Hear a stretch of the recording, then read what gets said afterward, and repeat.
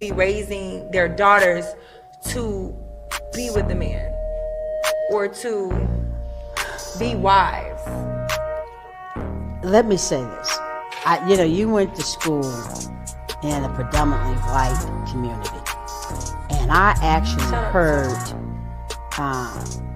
some white folks say that they were raising their children to go to school and to find a husband and to find the best one suitor that they could find, whether it be an athlete or whatever.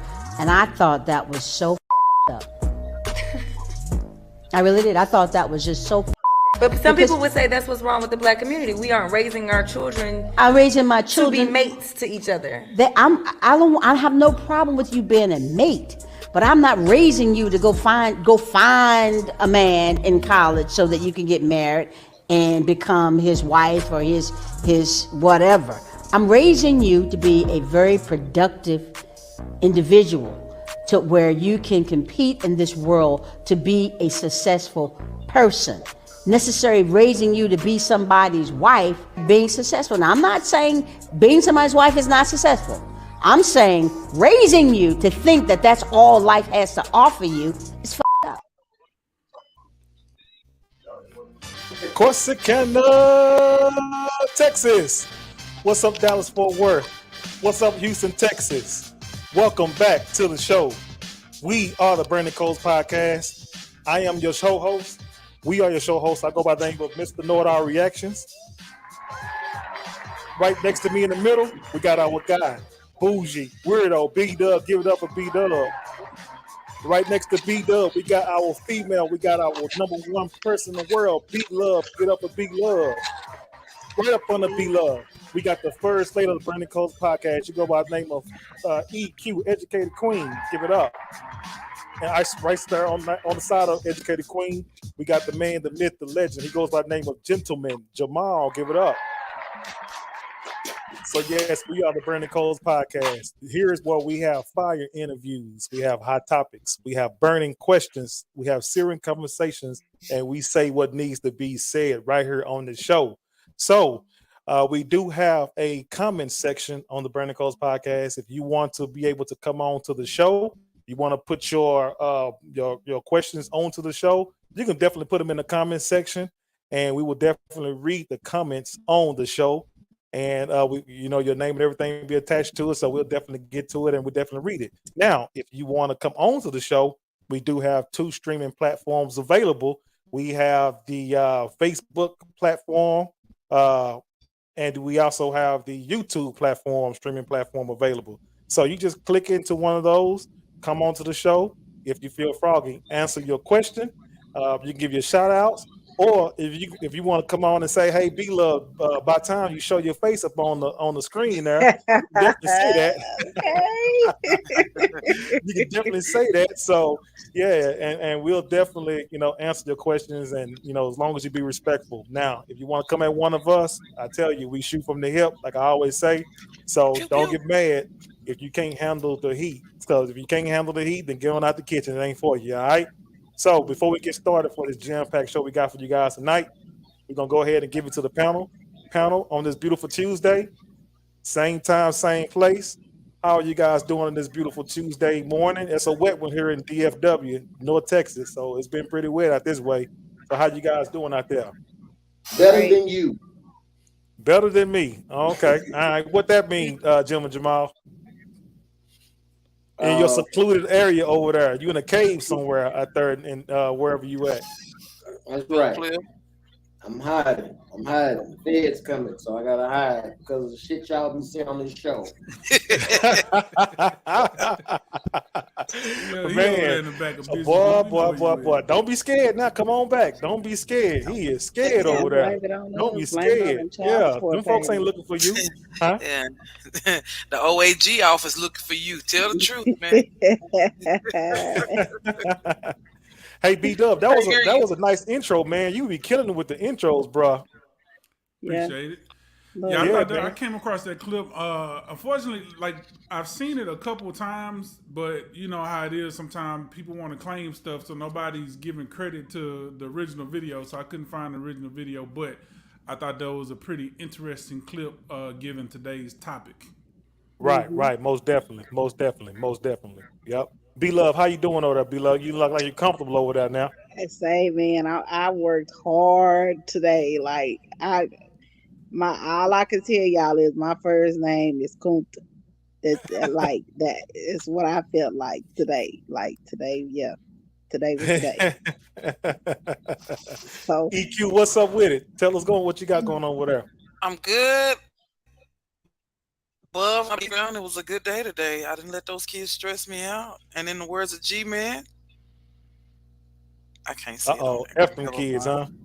I mean, you know, that's what I was thinking, but you know, no, it was a good day. I'm good. I'm ready for this show tonight. I'm good. I'm above ground and not beneath. So hey, that's what it is. Right, right, right. Well, there's been a whole lot of things that's been going on, on social media. If you guys have been paying attention and had your eyes glued to the TV, to social media, man, it's been a whole lot that's going on. But tonight's topic, we're gonna have to discuss some things that we talked about yesterday. This is like a continuation of a conversation that we were having yesterday, but we said, you know what, let's say that for the show tonight because I already know we all get to talking. We can't stop, man. We just can't stop at all, man. So I said, you know what, man, we need to say that for the show tonight because I already know it was getting ready to get juicy, man. It was getting ready to get real juicy. So yeah, so we had to go ahead and do it with it, man. But tonight we're gonna discuss about parenting styles and raising kids. So let's get ready to talk about it. Let's talk about it. Let's talk about it. Let's talk about it. Ooh, let's talk about it. Let's talk about it. I wanna talk about it. Let's talk about it.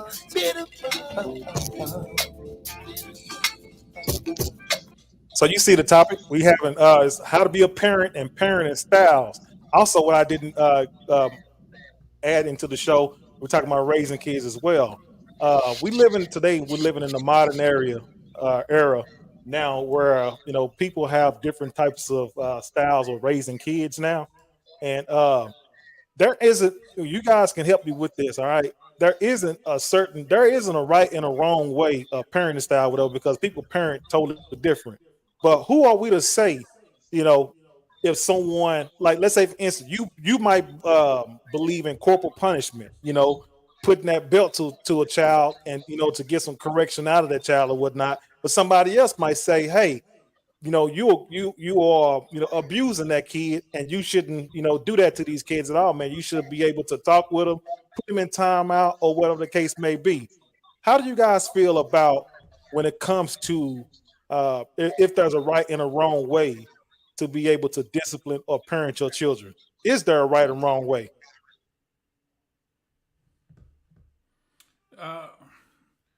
Yeah, I definitely think there's a right and a wrong way.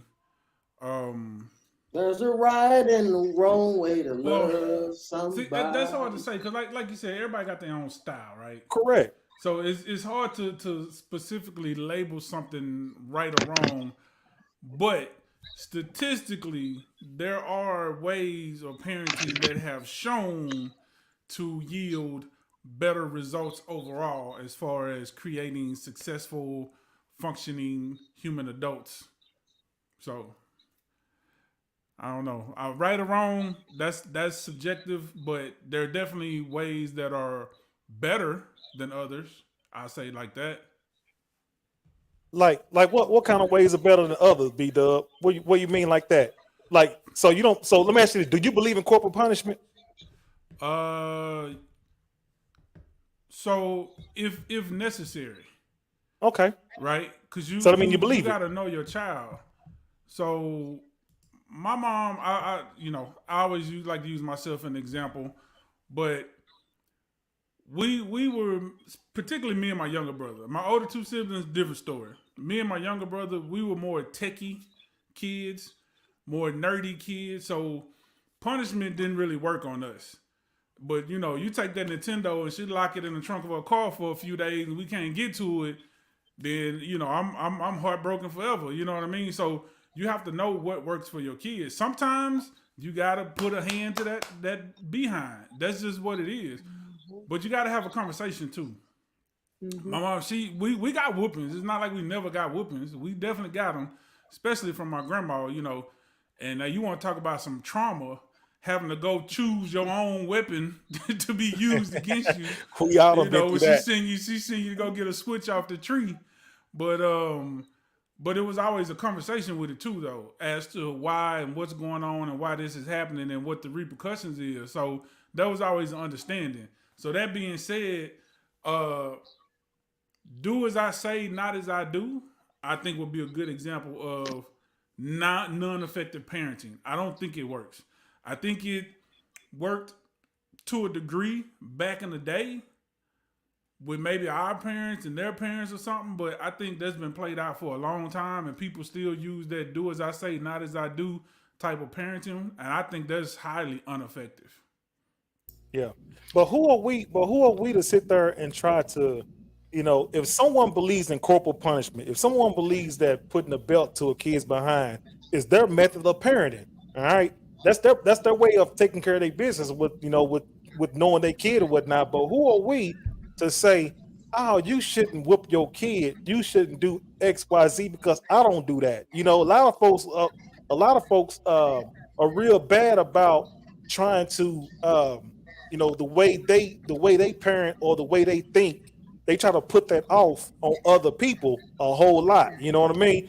And that's not, just because you do it that way, there's more than one way to actually come to actually get to to a common denominator with raising these kids or whatever. So, but talking or whatever, sometimes talking just don't work. It just don't work or whatever. You have to get to the meat and potatoes and actually, do some, whooping and spanking or whatever the case may be, whatever, man. But I've seen situations, a lot of situations all the time, several situations that parents, they get real livid. If they see a child, they feel like the child's been abused or whatever because that's not the way of thinking. They don't, that's not the way they are taught or whatever.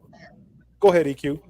But you can't justify my style of parenting and try to determine whether my parenting is good for your kids or vice versa.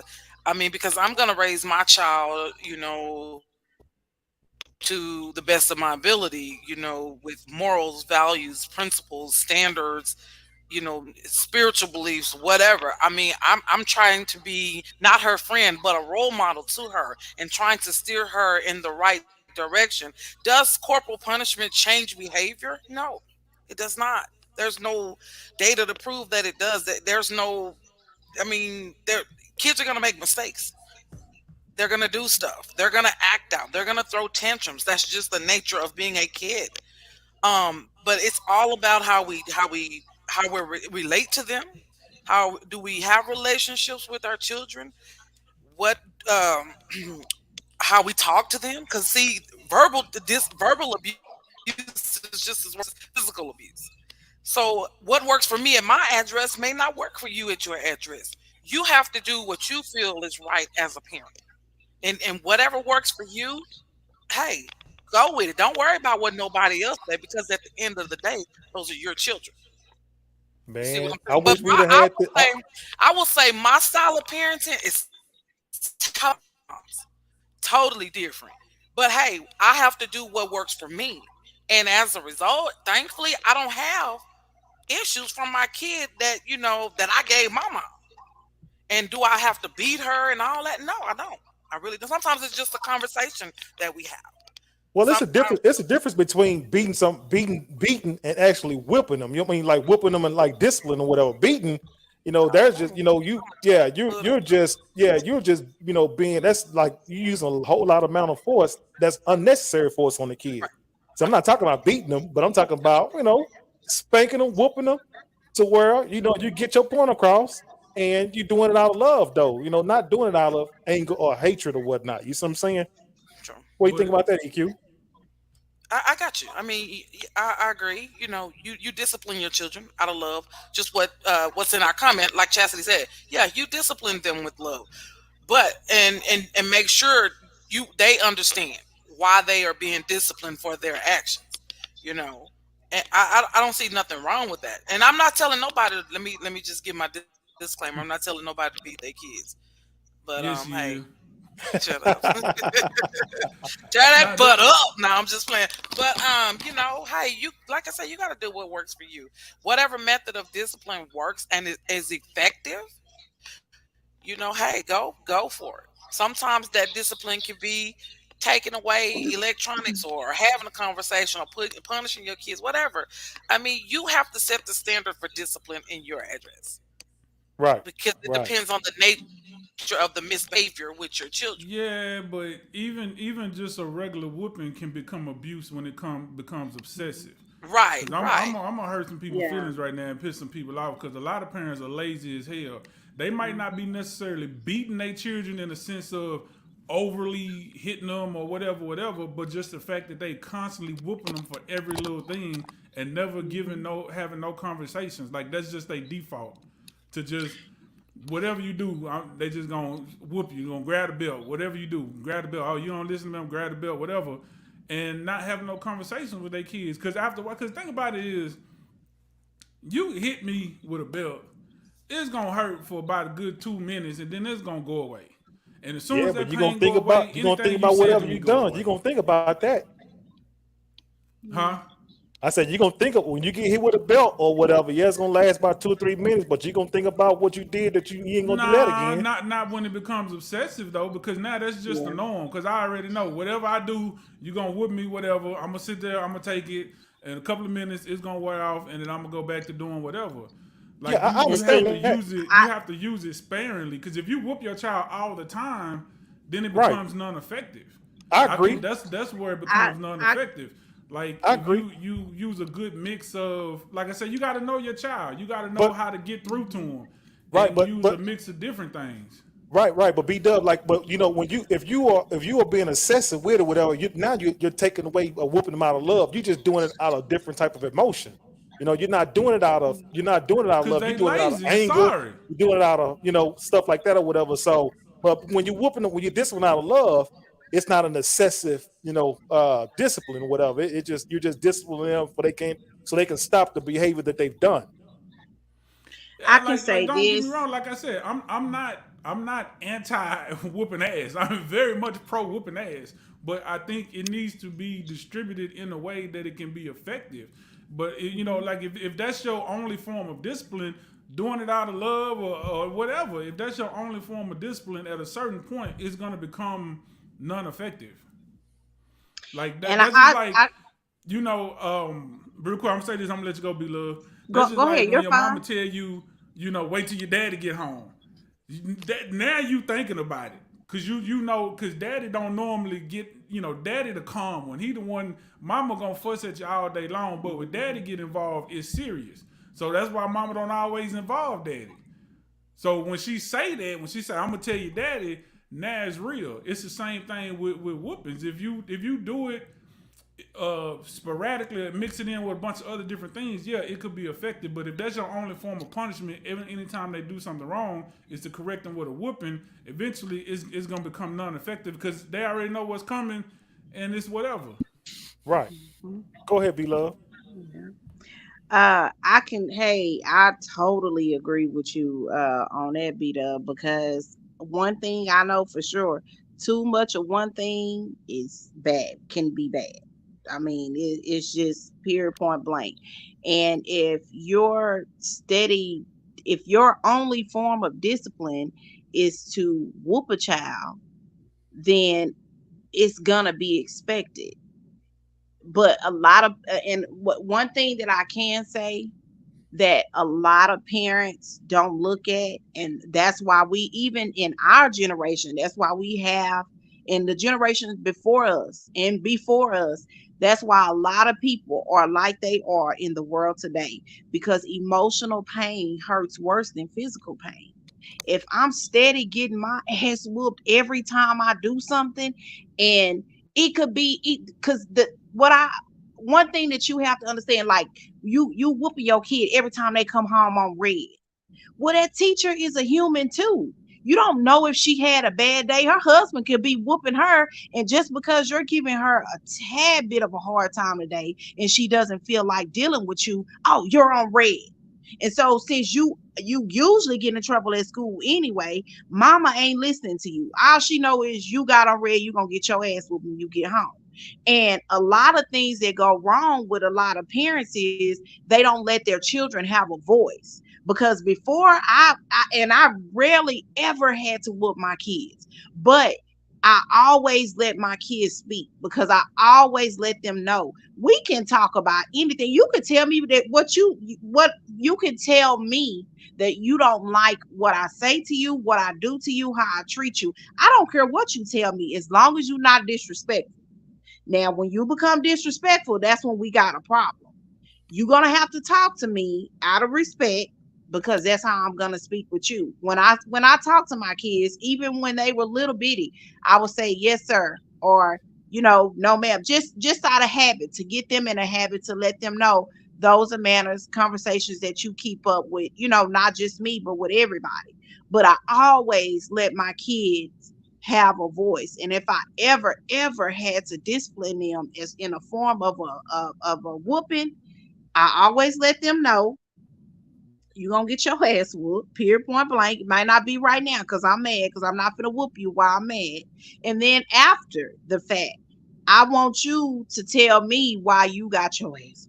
Like, I'm not going to tell you because I want to make sure that we on the same page. Because, again, it comes back to that form of a kid getting whooped every day for you drunk all the orange juice, you did this, you did that, and mama's really not mad at the kid. Mama mad at the sorry man that ain't helping pay bills, but he laying up. Mama mad at something that don't happen at work. Mama mad because it could be the smallest of things, and the thing with that is you take your anger out on the person that's gonna love you no matter what you do, and those are your children. But that's the psyche that us parents think, regardless of who I am and what I do and how I treat my kids, they're gonna always love me. And that's not necessarily the truth, because if you whoop them for everything that they do, you let them have no voice, and no conversations are had, then a kid automatically feels mama don't love me. And you wondering why. I just whooped you yesterday for doing the same thing. It doesn't matter. You don't care about what I do because you never asked me what I do. You never asked me how my day was at school. You never asked me, why did this person say this to me? You never asked me why I'm fighting every day on the bus and I got kicked off the bus. All you mad about is the fact that I got kicked off the bus. Now you gonna have to take me to school. But you never asked why. Because I was being bullied. That's why I was fighting every day on the bus. Right. You never asked me anything about me. Everything is always about you.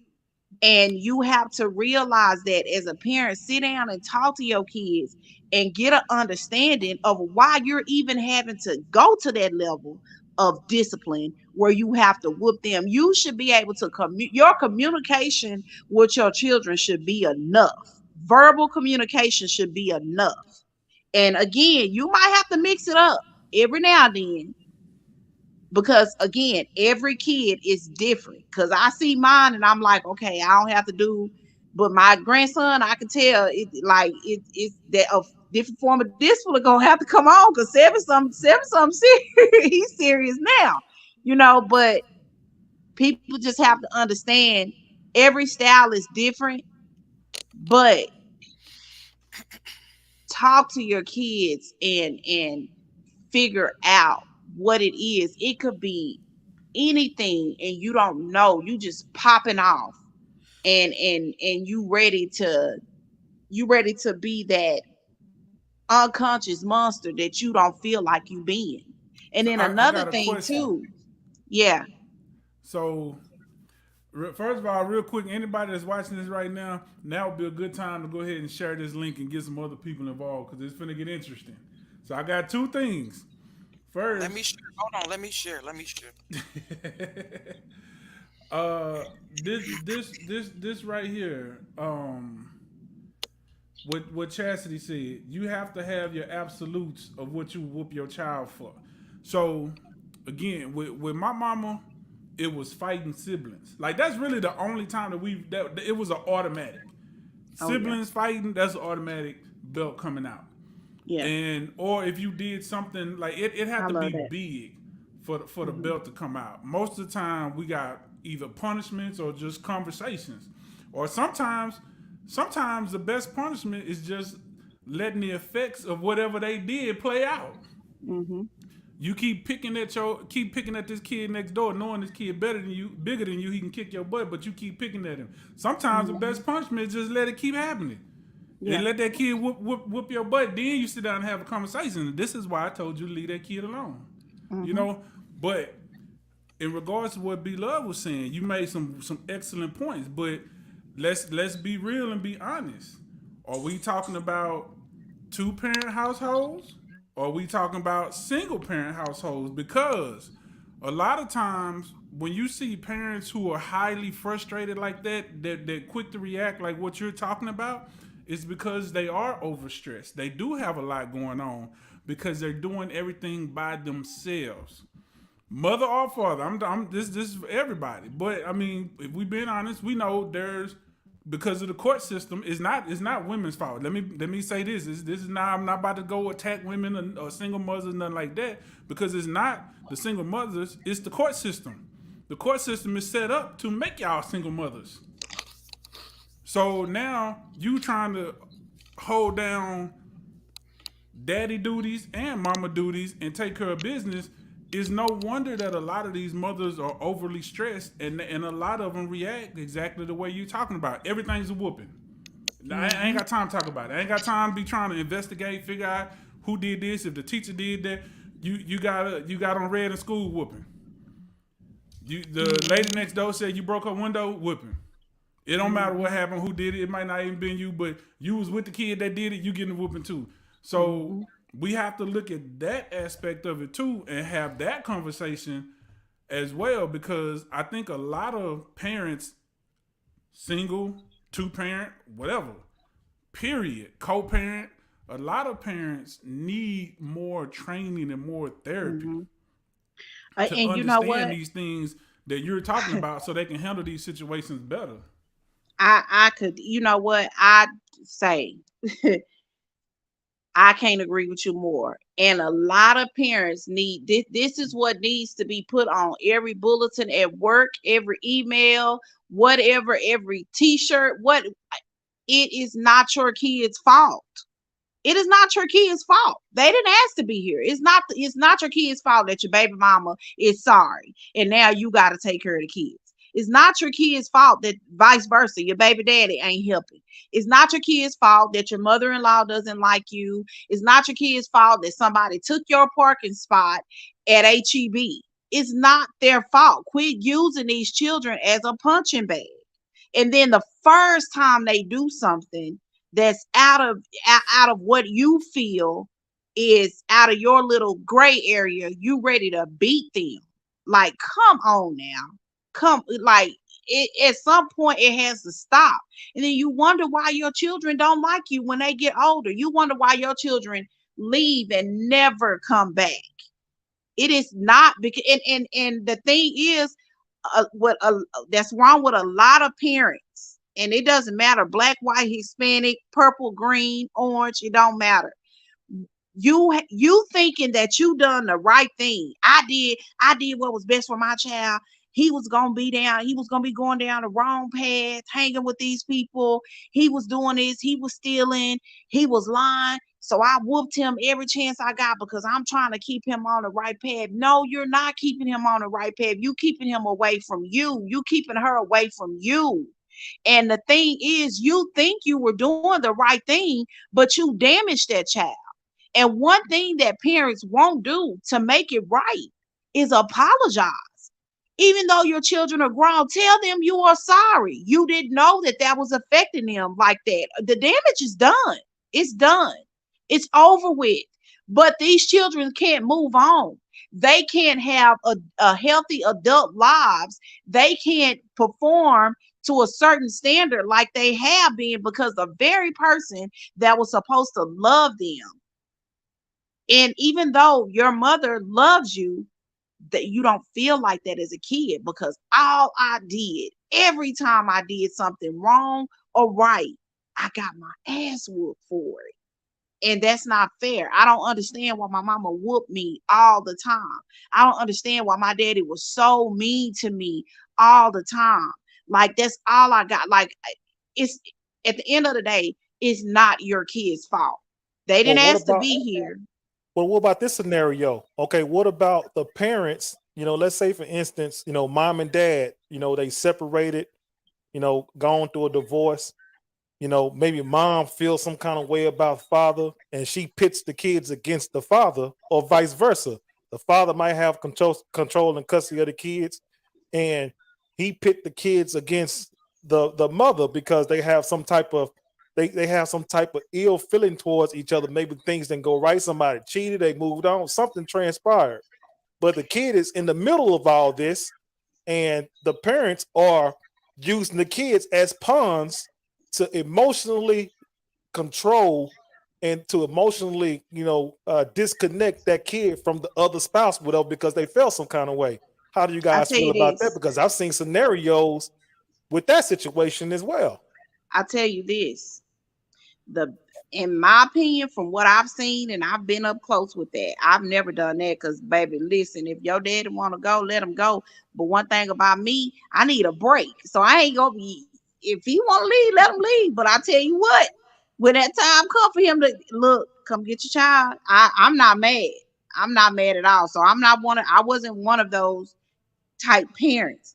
But what I could say, because I've been around several people that has happened to, even though those are your children, step back. Because one thing I know, children are very smart. And especially if they up in age, they know who the hell sitting in the room should have been singing they shoulda, coulda, wouldas. Because first of all, if you doing all of that and your children are acting a certain way towards you because the mama or daddy has said something to put you in a negative light, Right.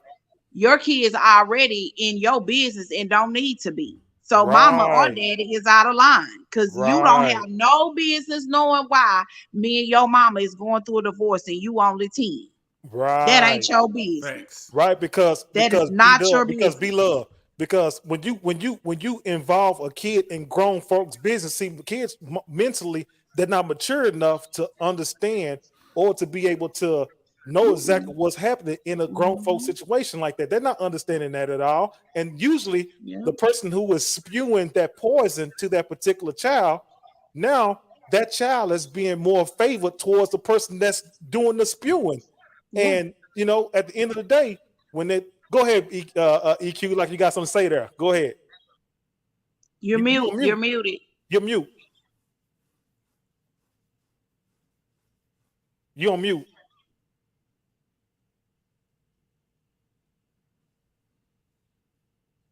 You on mute still, EQ.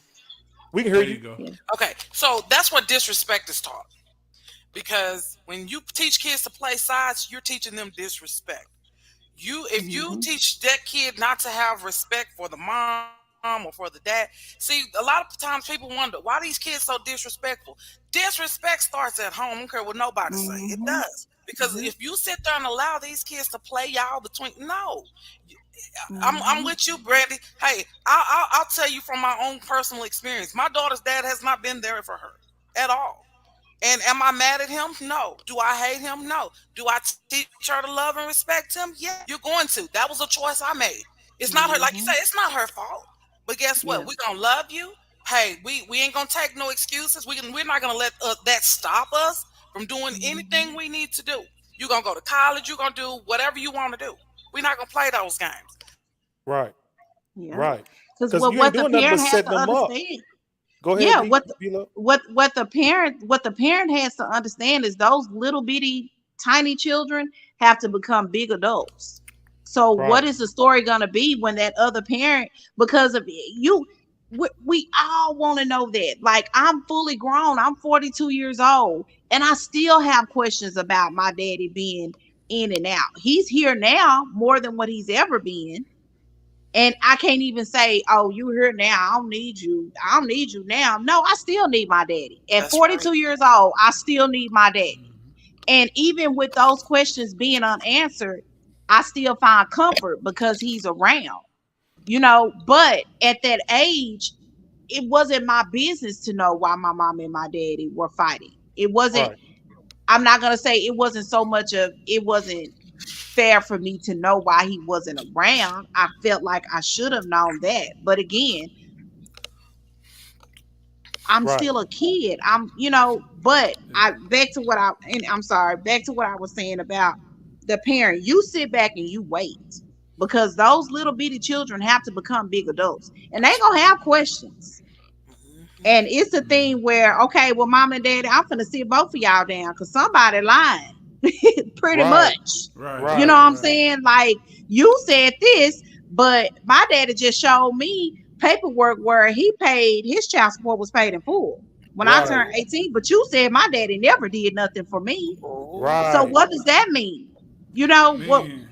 Her resentment. that That's mean? the basis. That is the basis of resentment and holding grudges. Stuff like that, right there. Yeah. Exactly. And- And the thing about it is, I didn't. You just made me remember something. I wish I would have thought about it sooner. We posted something on our Instagram page a little while back of a guy saying exactly that. He was pissed at his mama because for 20 years she been telling him that his daddy ain't nothing, don't do nothing, ain't help, just this, and he been hating this man for all these years. And then by the he get 20 years old, finally get a chance to sit down and have a conversation with him. This man done went and pulled out shoe boxes of check stubs where he been sending money, where he been sending letters that she never gave her. Like, this whole time, this dude, like, and he hurt. Like, you could tell, you could hear it in his voice. He hurt because he been feeling a certain type of way about this man for all these years based off of lies. Right. But that's the number one reason why I always say I never grew up in a single parent household. I grew up in a single income household because my mom, my dad, I've never in my whole entire existence ever heard my dad say anything negative about my mama. I've never heard my mom say anything negative about my daddy. And she made it a point to stay out of our relationship. But I'm going to get real deep with it real quick, though. My mother made her choice. So after her and my father, she dated for a little while and then kind of decided that's just not what she wanted to do. And she just put all her focus in her kids. So she never remarried. My dad remarried quickly. His wife had 2 kids. They just a couple of years older than me. So he went right into an instant family. But everything that I learned about being a husband, I learned everything I learned about marriage and being a husband, I learned from watching my dad and my bonus mom. That's where I learned it from, because my mom never remarried, so I didn't see it at home. You know what I'm saying? But now let's say if she would have been one of those type of mothers to say all this, do all this, and now I don't have a relationship with my dad, I would have missed that whole opportunity to learn how a husband and wife supposed to operate. They 30 plus years and running. I want that. But if she would have, if my mother would have been one of those type of mothers, I never would have got that. I would have never got a chance to see it. You know what I'm saying? So it's important. And also too, on B Love's point, you really don't know how good of a parent you are until your child becomes an adult. People can say all they want when they kid 4, 5 years old, 8 years old. Oh no, my baby great. They honor roll this. Okay, wait till they get grown and real life start hitting them. Then you will know how well you did as a parent, because they're gonna result to the base of what they know. Now, if you struggling, if you can't get by, and all this stuff is happening to you, and you having all these problems, and then your child become adult and start going through that same circle, then you know. Yeah. Right. Hey, we want to tell you guys, thank you guys for joining the Brandon Coles podcast. We appreciate you for joining. We go live every Tuesday, 8 o'clock p.m. Central Standard Time. So make sure you hit that like button, that share button, hit that subscription button as well. And also hit that notification button to let everybody know exactly where to go for nice fire content. We got some people we got the comment section kind of getting on fire here. So we're going to try to read some of these comments. And so Chastity Porters, we thank you for joining the show. You had some definitely great comments there. She said, have your absolute for what you will whoop your child for. All behavior doesn't deserve a whooping. So we appreciate that for the response there, Chastity. We thank you for joining the show. Ray Robinson said, discipline has lost validation. When the father, uncle, granddad was in the home, kids usually respond different. The household is out of order until order returns. We may never get back to better behavior. Hey man, that's a pretty good comment there, And Ray. he's absolutely he hit the nail on the head because baby, I was coming with the village. I was coming for that village. That's Ray Lanta, y'all. Okay, I'm sorry. Yeah, and then she also said community discipline was a gateway to cover for the missing parent. Your neighbors, friends, the block could discipline, reach and teach. Now, don't say nothing to my child. The good-hearted ones did it for the village. That's right. Yeah. And see that also says, I try to make a conscious effort to set my emotions at zero after work every day so that I can relate to my children properly. My problems are not their fault. Okay. So we definitely agree with all that. We definitely agree with that, a lot. So B-Dub, now go ahead and finish you said you was getting ready to roll with something else you had. No, I was just saying, like, you don't really know what your child is going to be until they become an adult. So that's why it's important to set them up. So it's like at a certain point, I think parents forget that they was kids too. And sometimes we look at everything in extremes. Now, whether you want to blame that on media, social media, whatever, yeah, it might play a part. But however we got here, we look at everything as either all the way this or all the way that. Because if a person grew up and let's say their parents was real tight with money, they never did nothing for them, never bought it, they bought cheap toilet paper, the Walmart shoes, all this stuff. What do they do when they have kids? They buy their kids everything. And what they always say, now, because when I was a kid, my mama was stingy and my dad didn't never want to buy us nothing. So I'm going to make sure because they're living off of their hurt.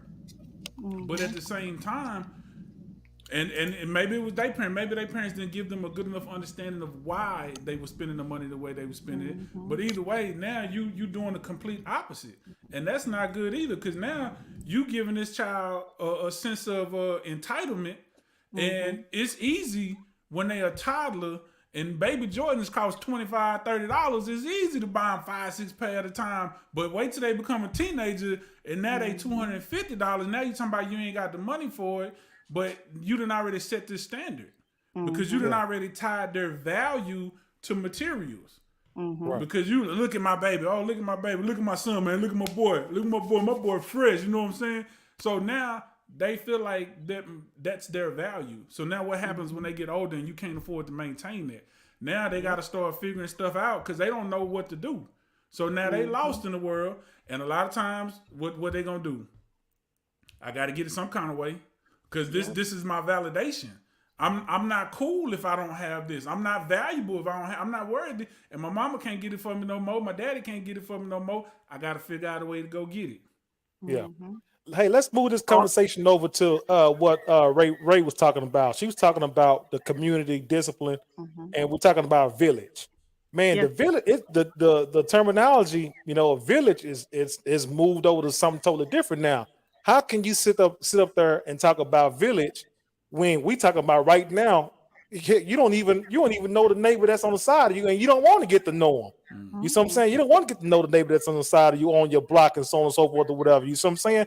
So how can we sit up there and try to create a village when the microwave lifestyle that we live right now? Because everything is about fast food and going fast, whatever. You don't have the time to take out of your day to try to do nothing but what you are zoned in to do. You ain't not trying to learn, people that's around you and so on and so forth or whatever. So that's another reason why, so a lot of these kids just, that's going around inside the, causing chaos inside the village, because the village for right now ain't no unit no more. We don't know each other no more. But and that's because I'm gonna tell you what everybody problem is with that, because I know we going with it. The thing is that everybody say, because we'll talk, and I can say I'm guilty of talking about somebody's kids being bad. I can say that. I will say that. But everybody's answer at the end of the day is, that ain't my damn problem. Them ain't my kids. But you say that, but it is your problem. Because guess what? They live right down the street from you. So they behavior, if it don't get under control, if they don't find that their person, that they can go and talk to and vent, and you may be that person that they can talk to, instead of, because mama don't want to listen because she whooping them for everything, but instead, because that's not your problem, those aren't your kids, then they're gonna be breaking in your window because that wasn't your problem. Now the prices in the store in your neighborhood are going up because they steady and are stealing, but that wasn't your problem.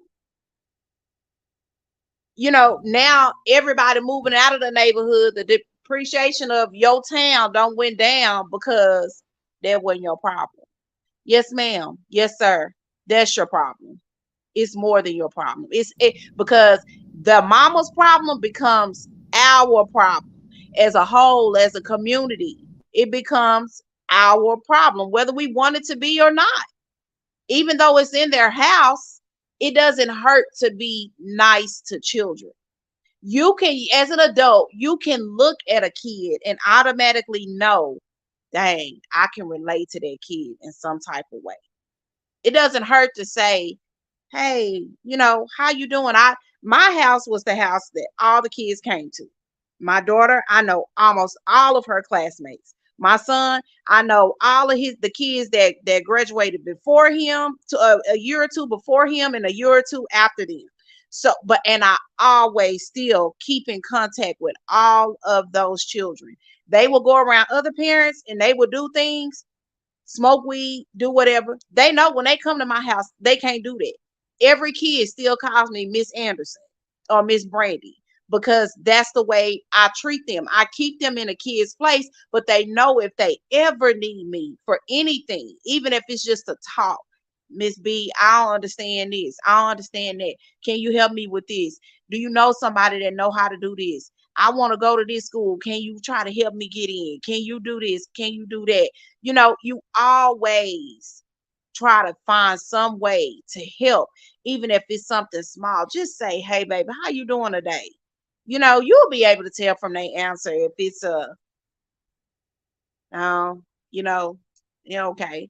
But then you got some kids now from that same village, you'll see them doing something and you'll be like, girl, put that up. I'm gonna tell your dad. I don't care. Go tell them. What you say to them? That's what I want to know. What do you say to those type of children? What do you say to them? Because I'm like, okay, after your daddy or your mom, I don't have nobody else to tell but God. So, Right.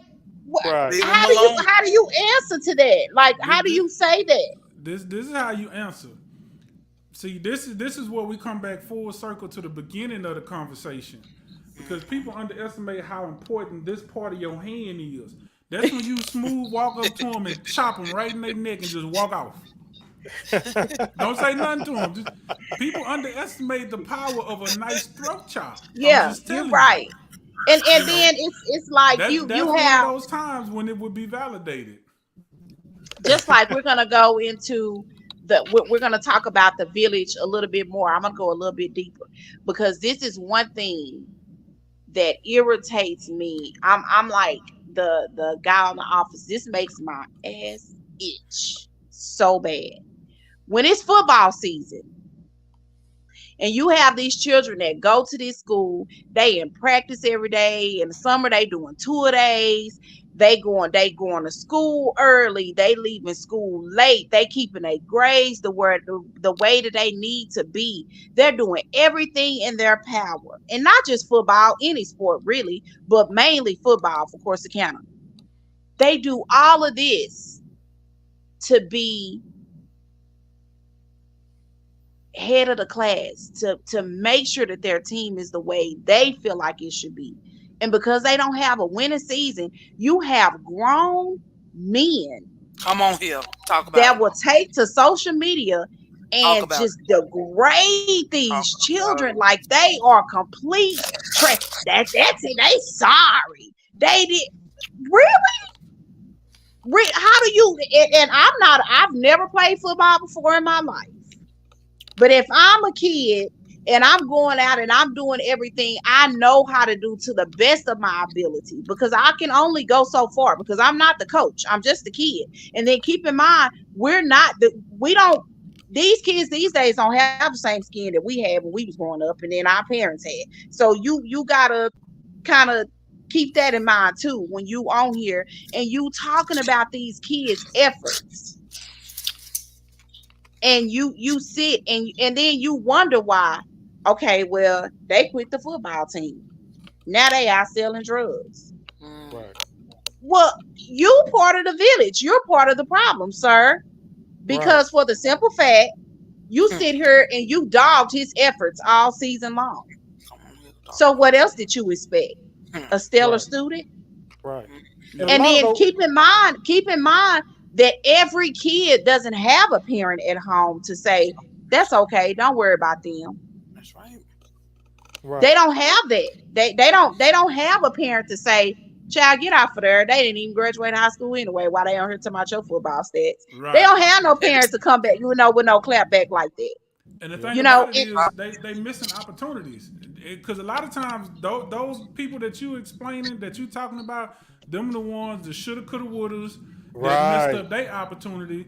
Now they out here talking trash about these kids when they missing an opportunity to be great. Like, people don't understand.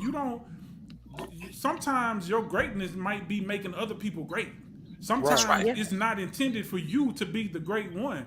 Because you can look at LeBron, there's so many examples you can use of these guys who became great and what they say, my coach, or Mr. So-and-so from my neighborhood. Sometimes all it takes is just one person. Because the thing about it is, while you talking on social media, like a female, you should have been pulling that kid. You could have said everything you said, because it might not have been wrong. What you said might not have been wrong, but it's where you said it. Why you didn't pull that kid off the side of the field and like, bruh, y'all trash right now. What are y'all doing? You know that's a zone blitz. Why are you running this route? Didn't your coach teach you this? Like, come on now, let's do better. Get it together. Them kids will respect you more and they will do better. Yeah. But if you just going on social media talking about the team or whatever, just because you might have been lucky enough to be third string on a team that went to the state championship, so you got the jacket or whatever, okay, cool, but you ain't even participate. But at all. Jersey just clean. Kids. Yeah, Jersey just clean. I ain't think can use it for next year's sample. Yeah, can use it. It's words like that come from other grown people that can be so demeaning, so hurtful, so discouraging. That just a simple Facebook post can destroy somebody's confidence or somebody's they're just tear them down emotionally. Now, mind you, like you said, some kids don't have a parent at home to motivate them or to encourage them, whatever. And you could have been the one person that they were looking at, but because you said what you said on a social platform, world to see, you have destroyed a young life. And like you said, B-Dub, that was a golden opportunity for you to mentor and empower. We don't do that enough in our community. We are the first ones to tear each other down, find something negative, nitpicking, all this. And then, what was your career like as a football player? Where are your awards and trophies? What was your experiences? Share those. Build our kids up. This is why we have a bunch of youngsters out on the streets who don't have anything better to do, because somebody didn't take the time to say, hey, young man, come here, let me holler at you. Let me talk to you. Let me show you why the path you're on is going to lead you to either jail or prison or the cemetery or whatever. But you're a grown man. What are you downing some kids for? I saw the post and I was so disgusted by what I saw. Like, if y'all only knew. This is what I told somebody. A football game does not start the moment those kids get in a jersey and get out on that field. It starts when they leave the house on Friday morning. Because how you send your kid to school, it affects their whole day. From the time they walk out the door, from the time they get on the bus to go to school, to get on the game, to go to the game, to play out there on that field. It's up to you as the parent or the mentor or whomever. It starts there. It doesn't start with the coach. It doesn't start with the teammates. It starts at home, because that's where the kids looking for love the most, or should have love the most. And for you to just get out here and just bash kids, come on, kids. Come on now. And then my thing of it is, why you get on social media? If you feel like you can do better, go apply for the job. I was gonna say the same thing too, EQ. I was gonna say the same thing. You think you can do better while you're up here running your mouth on social media? Go apply for the coaching job so you can get the coaching job and put yourself in the shoes. Let me go and put it out here while I'm talking. It's gonna be several coaching jobs open. So if anybody out there want to get a job next year, apply. They don't, but that's too much like EQ. They're not gonna go do that. They want to sit there and be vocal and be some window warriors and type out their feelings about these kids. But they're not gonna apply for nothing. They're not gonna do that. That's all they want to do is sit back and run their mouth. I got a question about parenting. What would you do? Because I have this lady at work. She's having a hard time with her child being a bully. Like, her child is a complete bully, and she's like, I'm just so afraid that it's not gonna work out in her favor, because she's old. Like, she old enough. She not like no little kid. She's old enough to know that the stuff that you're doing that's not necessary. Is, and it's gonna get you in trouble. And her mama is just, she's just like, I don't know what to do, because I've done everything. I've embarrassed her on Facebook. I've pretty much done. She's done everything, and I mean, I'm just like, I don't know what to tell you, but just let her get her ass whooped. Yeah, she's immature. She's still immature. She's still trying to find her way. She's immature. But you just let her continue to keep on being a bully, because she's gonna meet a match. I can guarantee you that. She's gonna meet a match. The mama ain't done everything, because the one thing I guarantee you she haven't done is apologize to her child. Because I can tell you right now, bullies most time are bullies for a reason. It comes from insecurity. It's I'm gonna get you for you get me type of thing. That child is insecure about something. Whether it's something personal, whether it's her home life, it's something that child's insecure about, and she's projecting. And I would be willing to guess. You saying mama, so I'm making an assumption that it's a single income household. Well, no, her daddy is there. He just works all the time, but I mean, he's there. Okay. But either way, then they both need to apologize, because they're missing something. They need to sit that child down and say, hey, listen, we don't know where we went wrong, but we apologize. Whatever it was, we're sorry. And if you feel comfortable enough to talk to us about it, can we talk about it? If not, let's go find somebody for you to talk to. Because I'm just telling you, 9 times out of 10, bullies are bullies for one reason. Either the parent made them that way, which a lot of times, if that was the case, she probably would condone it. She probably wouldn't be saying that she got a problem with it. Because you see a lot of times bullies, and then you get to the household, and the mama and daddy ain't no different from the child, and they supporting what they doing. So that is either that, or that child's feeling insecure about something in her life that's not right. And I guarantee you it's tied to her parents. And they done did all this shaming and all this kind of stuff. That's not helping. And you actually said something earlier, B-Love. You said something very important about keeping children in a child's place. You can relate to your kids without trying to be like your kids. This is the problem. Even with the example. Say that one more time. Wait a minute. Don't go no further. Say that. Say that one more time. You can relate to your kids without trying to be like your kids. All this trying to be on their level, be with their friends. And I'm gonna tell you now, EQ. I don't know how you run yours. This might step on some toes, but I'm gonna go ahead and say it. I hate when I see these videos of these teachers doing the dances and the handshakes with the kids. No, you are an adult. I ain't You touching them supposed to kids' be teaching them how to become an adult, not acting like a child. Just like what we talked about the example with the football, with the guy posting on social media. That's some childish stuff to do. You supposed to be a grown man. You acting like a kid, trying to shame some other kids on social media. Like that's the problem. Adults need to start Keep being damn adults again, and keeping and it. remembering that we went through this stuff too. I You guarantee you, sure right. everybody at some point in their life was either a bully or got bullied. But the reason we don't have mental issues like that, the reason we was tougher because our parents were parents and they taught us, that's what kids do. You got options. You either tell the teacher, if they get in your space, then you defend yourself, and I got your back if you defend yourself. And you had those conversations, so it never bothered us. And a lot of times kids usually worked it out themselves anyway. Right? So, but when nowadays you got parents that's so quick to jump into kids stuff, like I got a family, I'm this is ridiculous. She got into it with some girls and supposed to go fight the girls. Her damn mama took her to go fight the girls. She out there with her grown ass, with her big old grown ass, trying to fight some girls with her daughter. Like that is it's insane. It's really insane. That's what we talk about. The village is all messed up. B-Dub. It's The gone. village The is village messed got up. You burnt got down. the, you got The village the, got Yeah, burnt because they down. keep putting these. They done paved over with a highway. That right. Yeah. gone. Because Because man, they because keep we putting grew up, these kids. They when we keep putting grew these up, kids. B-Dub, Go ahead. we grew up over there on East 10th over there in Powell Pike area. You got Mr. Bucket. He on one corner. You got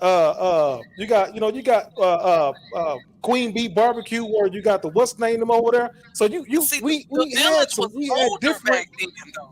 The Say it village again. young. The village 21. The That village part. 27. Yeah. The village was That's 50, because you got 50, 70 years old back in the day. Miss Grandma Pearline with them 35. small What you ankles and talking stuff. about? Yeah, you ain't yeah. got that no more. Village 31. Out there You acting. got Right, kids raising kids. That's what's wrong. That's Kids raising kids. right. Yeah, Kids because raising back kids. then, It. back then, the grown folks sit outside on their porch and be out there looking and see what's going on. Stuff Yeah. like that. You ain't got that no more. We just don't have it. No.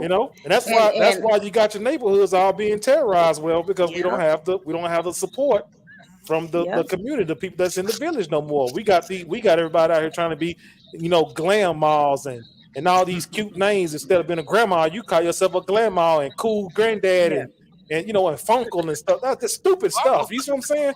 Trying to be, I never heard that. the Funkle, F-U-N, Funkle. The fun Yes, uncle. the fun uncle. Yeah. You the fun uncle. You probably, but you Yeah. the funkle. Hey, but you the funkle that's really just taking advantage of these little girls. Well, that's why you call you the funkle. You see what I'm saying? Stuff like that, man. So Yeah, and it's that's what's wrong. Like you got a lot of these adults putting these kids in adult situations too. Like I had a situation with Jabril at school one time. A coach was asking, hey, it was a lot of social media stuff going on again with this football junk, and somebody had brought Tootie's name up or whatever, I guess in one of the coaches meetings or whatever. And so if you know my child, he's reserved. He like to have fun, but he kind of like on that nerdy side too, but he's very respectful. He's been raised to be that.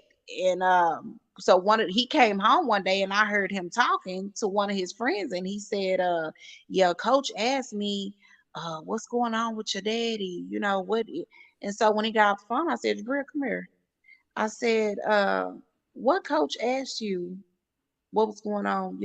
Oh, well, mama, he just asked me, what was my daddy saying? And, I said, well, what's the coach's name? He told me. I called. And I told the coach, I said, with all due respect, oh no, Jabril, because he thinking I'm calling him because Jabril got out of line with him. He thinking that's what the conversation is because he ain't let me talk. He started out, Miss Anderson, it's nothing like that. And, Jabril is a good, respectful kid. And I told him, I said, and I appreciate that. But I'm calling because I want to talk to you. Do you know how I keep Jabril a young, respectful kid? By keeping him out of adult business. What emergency contact numbers and personal contact numbers do you have for Jabril?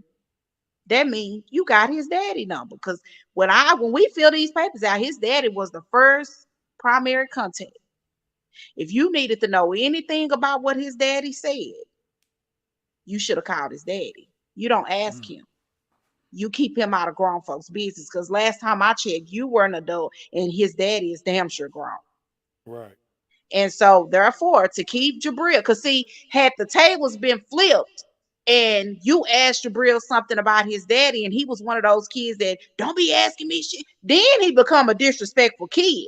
No, you put him in grown folks' business and now he disrespectful. No, don't put, if you want to know anything about what Jabril daddy got going on, feel free. He's an open book. I promise you, he's not gonna bite his tongue. Call and ask his daddy. Right. Don't ask him.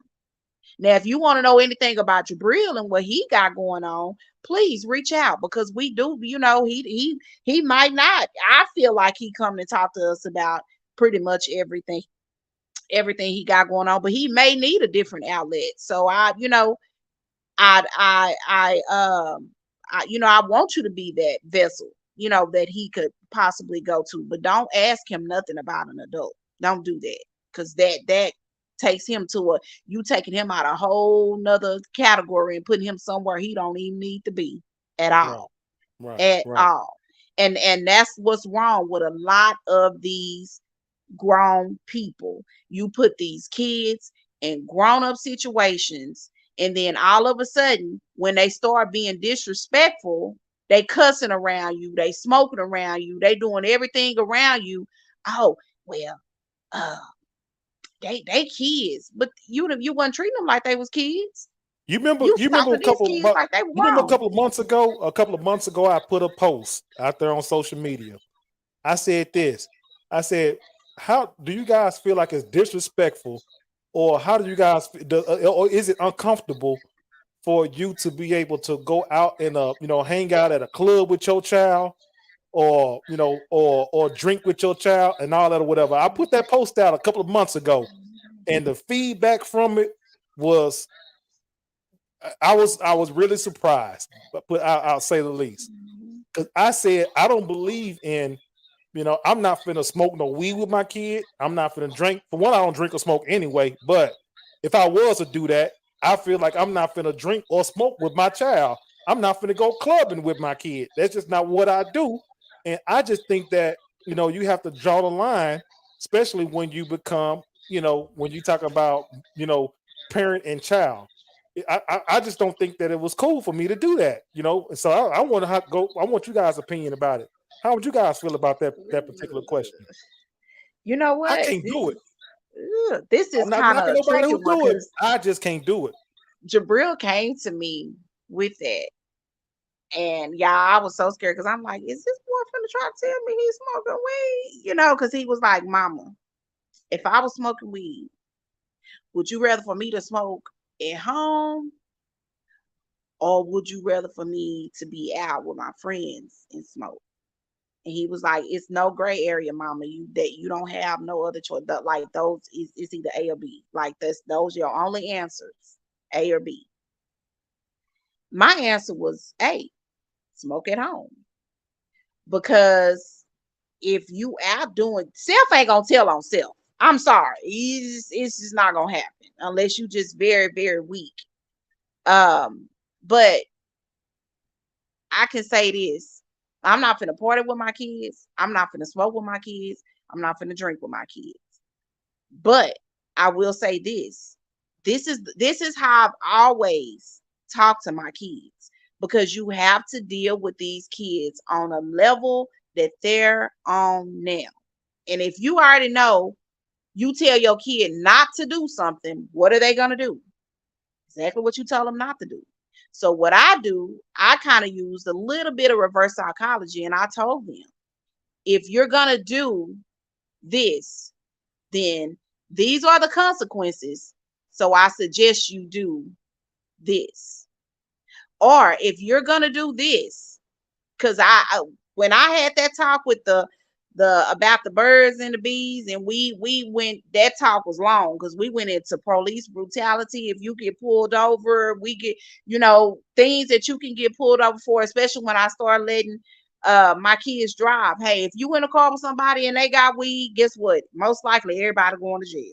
If you in a car with somebody and they got a gun, guess what? Most likely everybody going to jail. So I tried to think of every scenario that I could think of that would be a prime example as to why my kids would go to jail. So they know, well, mama said don't call her if I go to jail for this.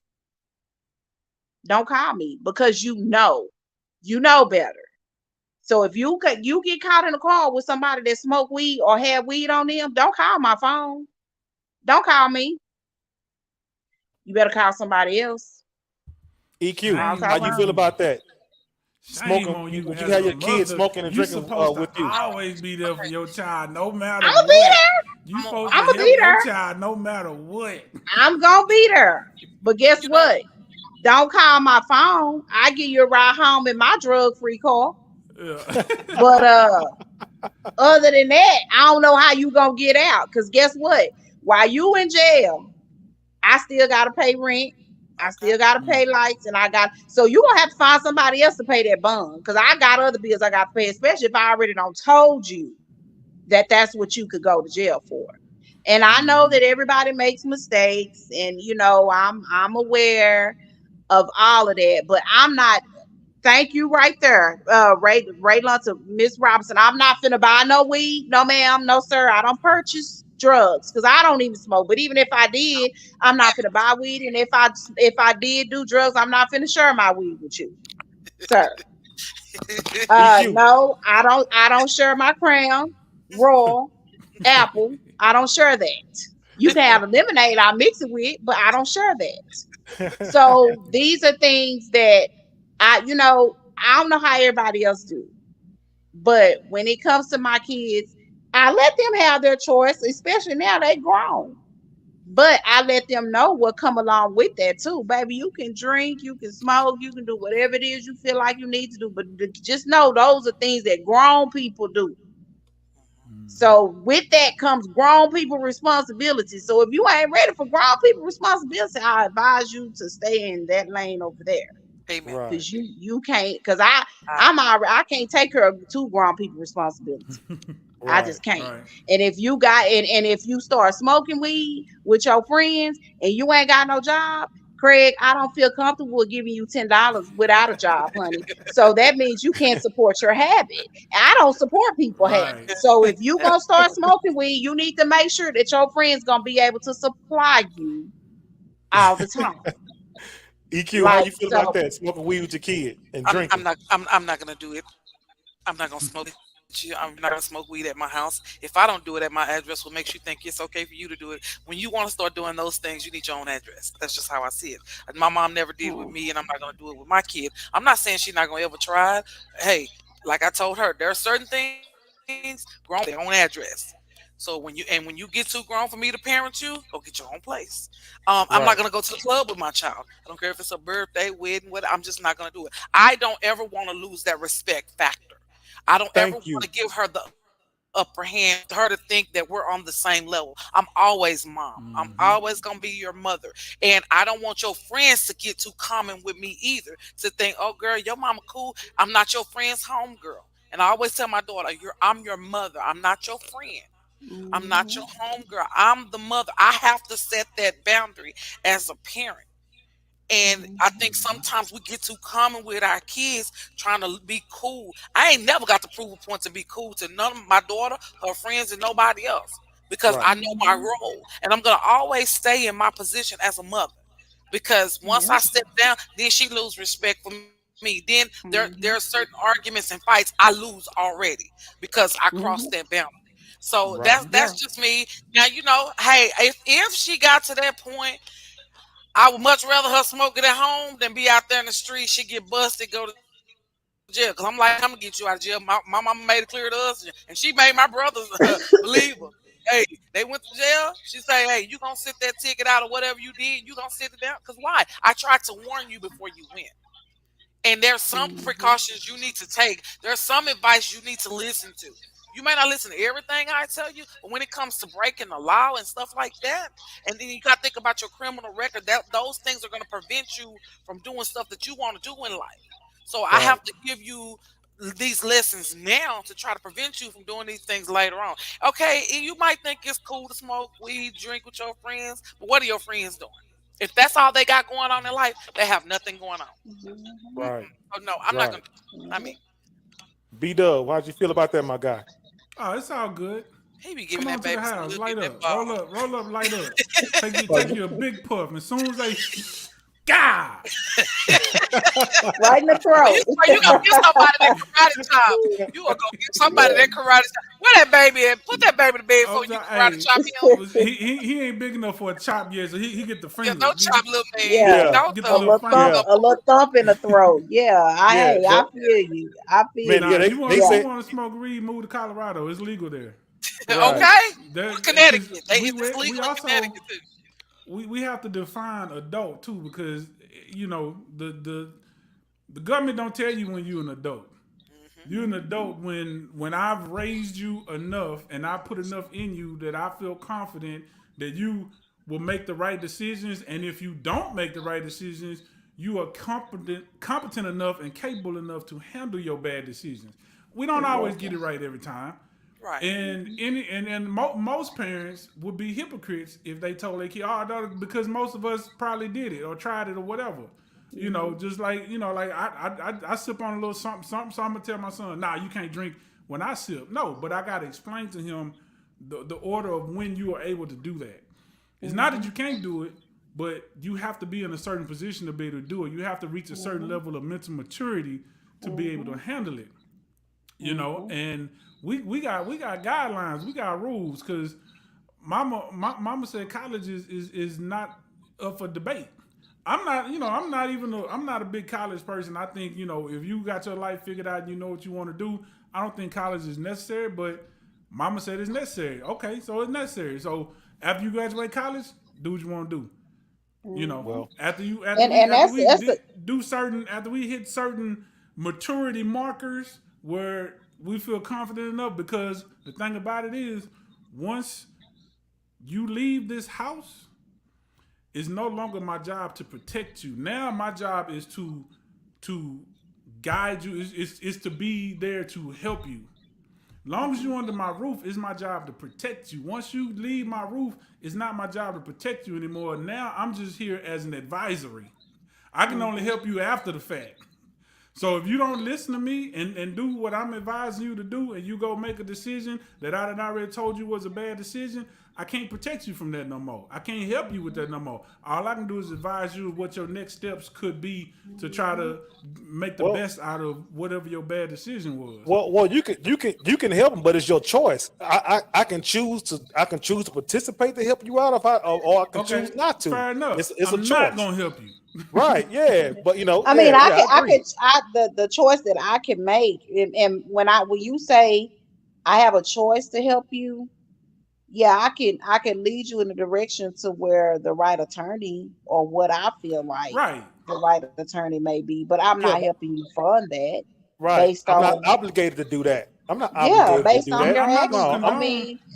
I'm not going to condone your bad decisions if we've already had a conversation about it. Now, if it's something we've never had a conversation about, you got to handle the situation differently. But if it's something that we've already had a conversation about, and we've already talked about maturity and doing this versus that and what the outcomes is, and you decide you want to try it anyway, hey, that's fine. Because like I say all the time, it's okay to learn from other people's mistakes. You don't have to make that same mistake.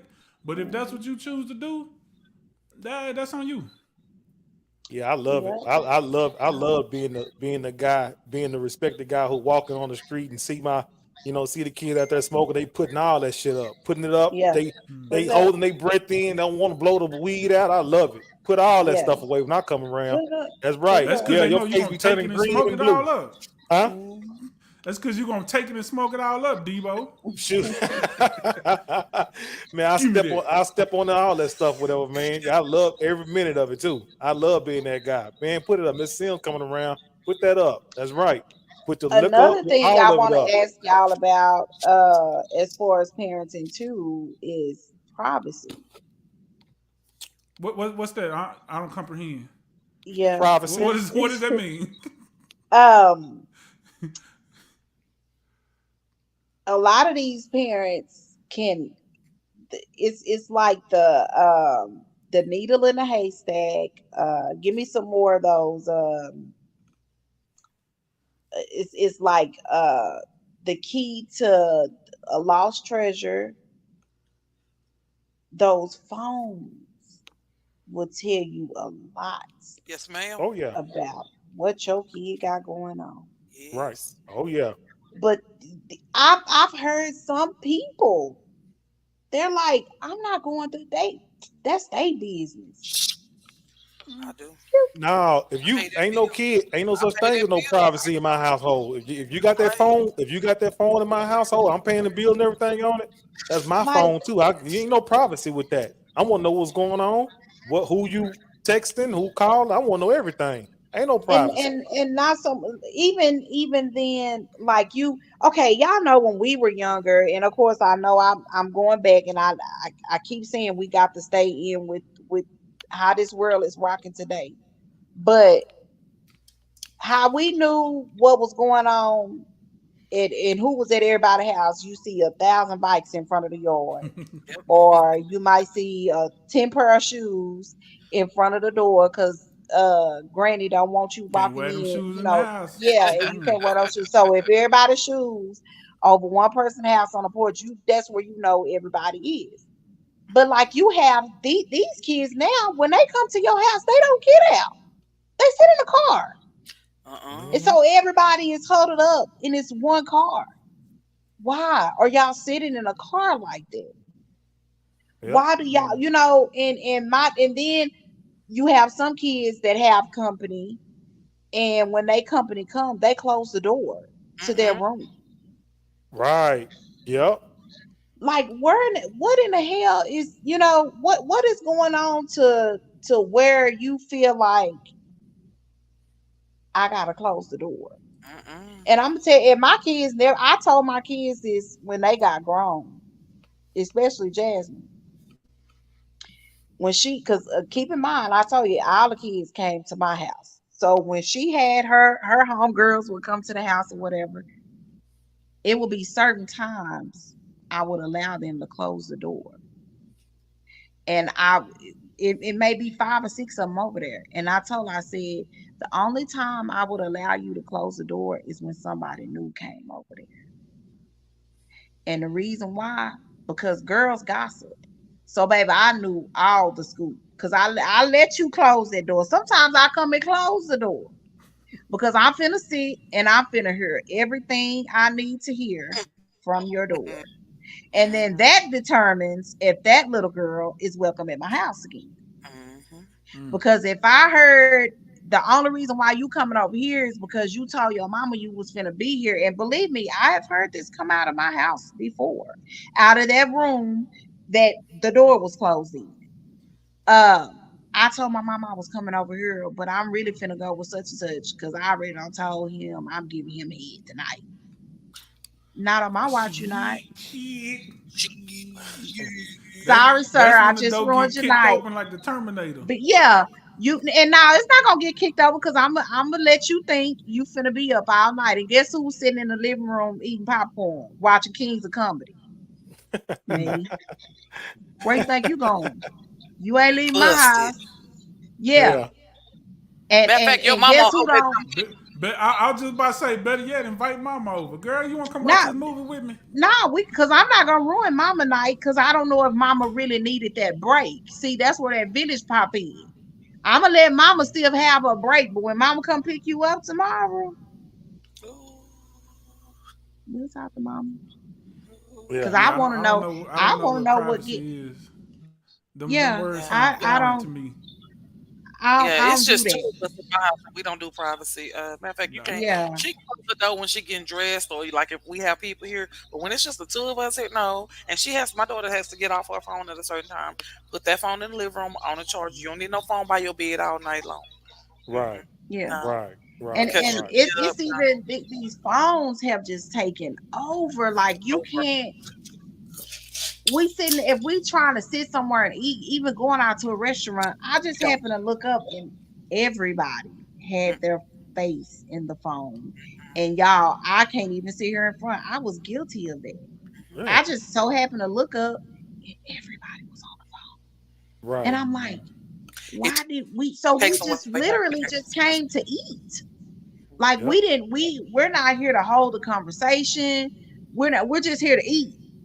Yep. So it used to be going out to eat used to be fun. You know, you get to you sit down with your people and y'all get to talk about different stuff and now everybody's passing the phone around at the table so you can look at a video and laugh, or you get Right. tagged in something, or Yep. it's just like it's not the way it used to be. And I know we're probably never gonna get back to that, but just just trying to be that parent, like you said, it's so many different parenting styles. It is. No one is a perfect parent. Right. And I'll Ain't no tell such you thing. this. I'll tell anybody this, and I could be absolutely wrong, but I live by this. If your child is comfortable coming to you, telling you everything they got going on, you probably need to check your parenting style, because you're not your kid parent.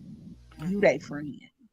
Man. Because there's some stuff my kids can't come to me and tell me, no, ma'am, you did Right. what? That's 100% facts. It's And I'm not. gonna add this too. Don't be in your feelings when they go to other people. Cause this All right. real quick, I know we gotta get out Oh, of here. wait a minute. Say that one more time. Don't get in your feelings when they go to other people. Right. Cause we literally, my wife and I literally lost a friendship over this with some people we were so close to these people that we didn't do it. They encouraged their kids to call us auntie and uncle. Like that's how close we were. But at a certain point, there were certain things that their kids didn't feel comfortable talking to them about, but they would talk to us about. And the crazy part is, we giving you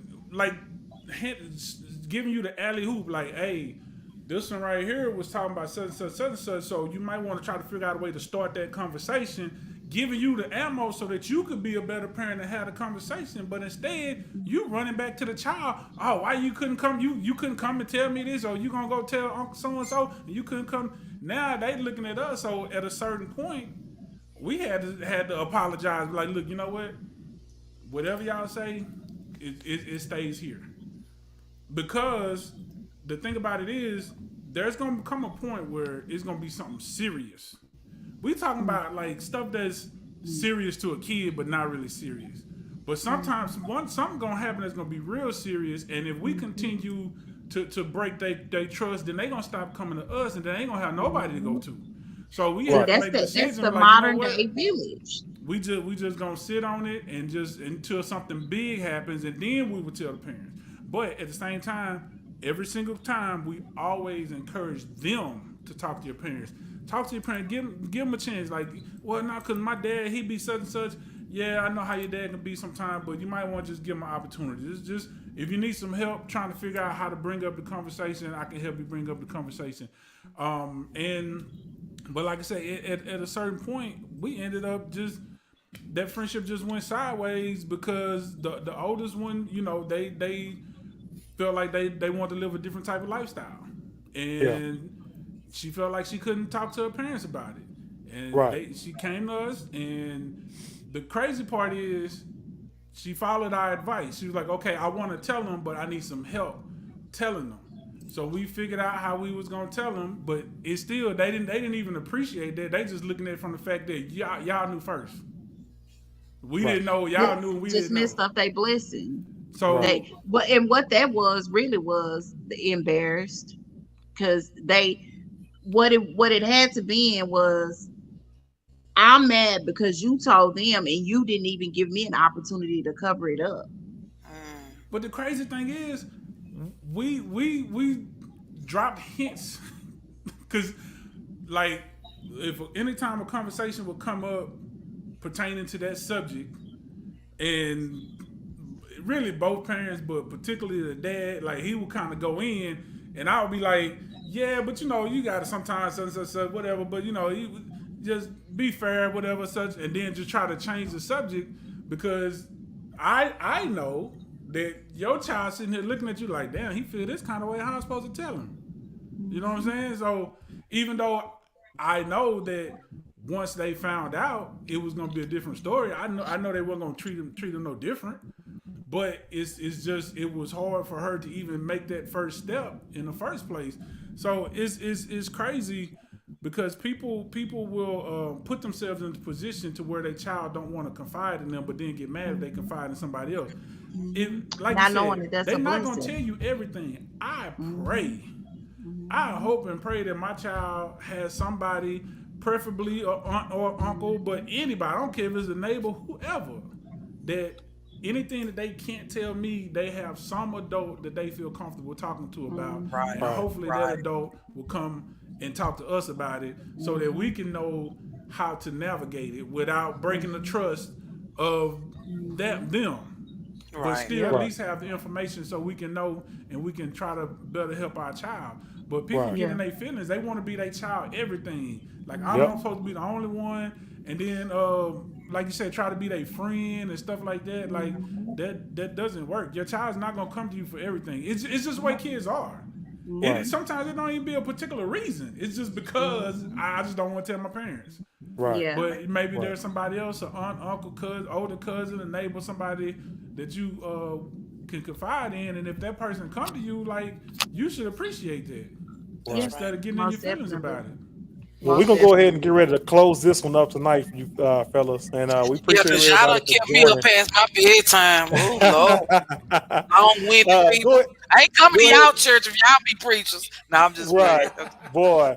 Y'all go ahead and go get your closing remarks in so we can close this one out. Look like G-Man on left for tonight. Church. We just take an offering and go home. Hey, I got you. I gotta give my offer. So pass the plate by 3-4 times and then turn the dude. Look, 3-4 times you're doing too much. G-Man, where you at? You over there in Oak Cliff hiding? No, this was an excellent show. Good dialogue. Thank everybody in the comment section for supporting us on this show. This was good. This was a conversation that needed to be had, and I hope y'all have a good rest of the week and all that good stuff. Yeah, I'm waiting for the summer break. I'm ready.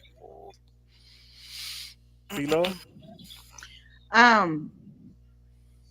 Yeah, this I can't agree. This was a really, really good show. I think we need to do part 2 of this because it's just so much. It just goes on and on and on. But I mean, it would be 3 or 4 or 5 shows. So my advice to every parent, one thing in particular, shooting back to what I said earlier, if your children are grown and you don't have a relationship with them, apologize.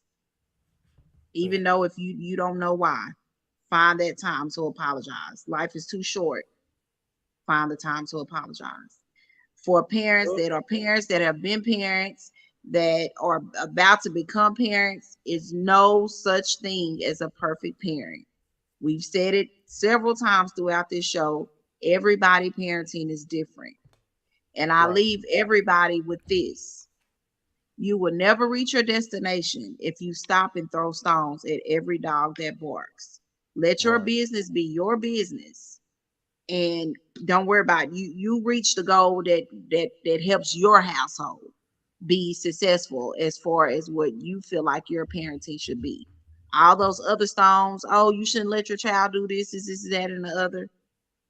If it works for you, let it work. That's all I can say. Peace out.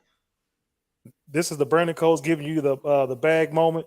We're just gonna say, look, listen, stop being your kid's friend and be an adult, be a parent.